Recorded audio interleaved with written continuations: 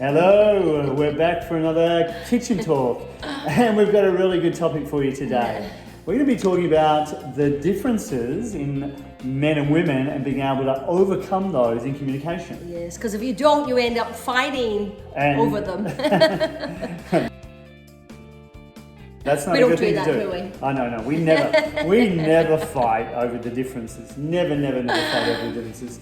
So what are some of the differences? Well, let's give you four main differences, or four differences, not main differences, because there's so many that we can cover. Like in our code event, we actually spend like virtually a full day covering the differences and how to communicate through those differences. So I want to give you four today in our little kitchen talk here. So the first one is that men want the destination. So this morning, Marie and I went down to the beach very early. For a swim before work, and Brett wants to go for a swim and get out of the water and come home. Because it's about the destination. We're going to the beach for a swim, let's have a swim, let's come home. For Marie, it's all about, let's talk in the car on the way down there, and when we get there, let's go for a bit of a walk along the beach. And let's sit and just stare at the ocean and just feel how beautiful it is. And then let's just go in the water and swim next to some other woman, have a bit of a chat to her while we're there. And then talk a little bit with me. And then, talk to a dog. and then we can come home.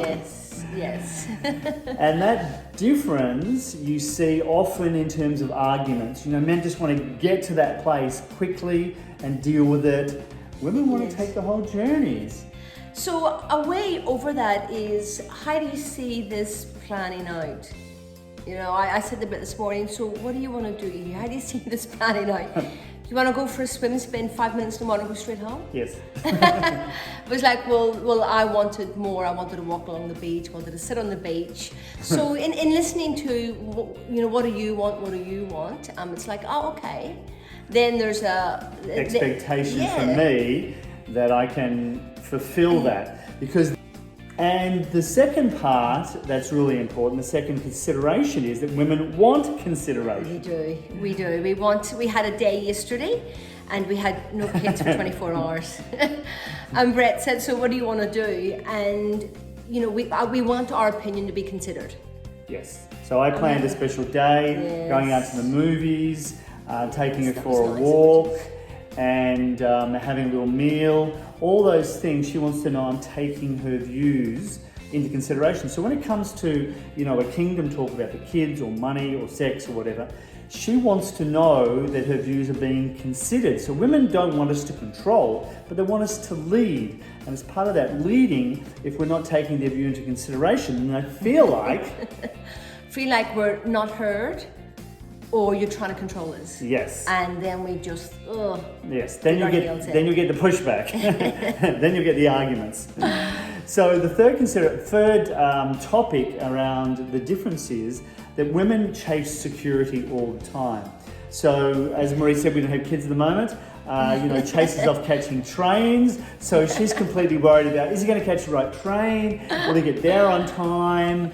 And if I try and shut her down on that, we're going to have a big argument, because men just want to get to peace really quickly. They do. And in trying to get to peace really quickly, often we can feel not being heard, or they're not validating what's important to us. Absolutely. So not understanding these very innate differences that men and women have leads to lots of arguments. We see that many times, with our clients, where there are arguments coming up, and it's over these innate differences because we're not appreciating the difference. So if I understand that Marie is going to be concerned, then I can set Chase up for success in terms of, okay, this is the line you need to catch, this is where you need to be, all that sort of stuff before he leaves, so she doesn't have to then worry about it. And the fourth one is, in terms of discommunication, men want to talk about the facts. Yes. Often we've heard our clients say things like, she might say, we don't have enough money. And he's immediately thinking, his head has just immediately gone to the bank account balance, thinking, well, we don't have enough money. What do you mean we don't have enough money? And she'd say, well, we don't have enough for, you know, the holiday that we wanted to have. I just took you on a holiday last year. I mean, how many holidays do you want? And immediately you're going to have this disagreement and arguments over what are appearing to be facts, but really she's trying to express what she feels like she doesn't. Money is an issue in the house. They can't afford to do the things that they want to do.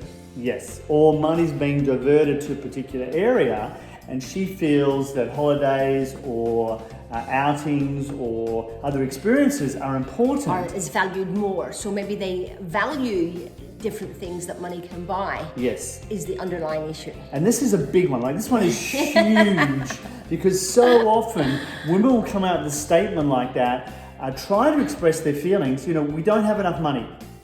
And immediately he's gone to fact, and that's just simply not true. So now they're going to argue over the fact of what she said. But you've got to get to one of the things we use quite often in relationship warrior, which is, do you want to be right or do you want to be happy?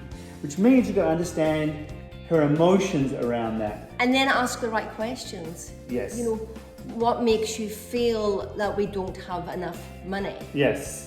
And in asking the right questions, you will get on the same page. That's right. So she would then go on to say, well, I feel like we don't spend enough time with the kids going out on excursions. And I think that's a money issue for us. And then you've got to interpret, oh, okay, she's actually worried about spending time with the kids. And then you could respond with, that's okay, let's organise some times with the kids. I'm sure we can find some money allocated to that. And then she'd be all happy. And then, dudes, you can go back to being at peace again. So we trust this little kitchen talk is very useful for you, because this is one of the critical things in terms of communication. If you want to know more, follow our podcasts. If you want to get even more in depth into that, attend our virtual event in the code and learn more, or come and do our 5-day challenge. And if this has triggered something that you do or you've seen in your relationship, let us know. Yeah, put some comments down below. Thanks guys for being here, and we will see you soon in another kitchen talk.